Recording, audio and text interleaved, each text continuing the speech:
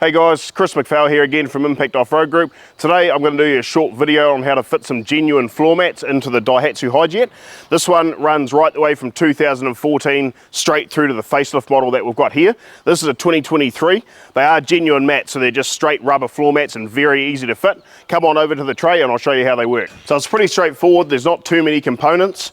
These ones are rubber floor mats, so you've got a passenger side and you've got a driver's side. The only thing that requires any tools is the driver's side.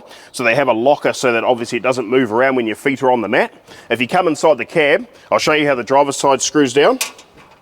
All we have is a screw and a clip. Won't need the mat yet.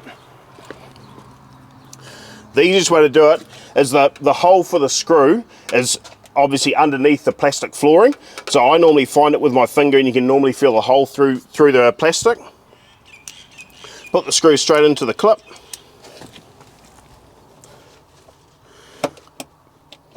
Find the hole. That didn't work too well, did it? One hole there, and that just screws straight into the floor. You don't have to go super tight. It's only basically tight enough that that can just move.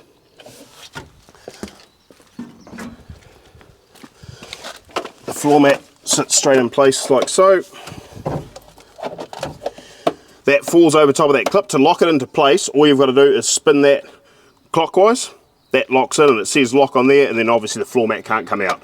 The passenger side just sits straight into place and that just sits there without any clips at all.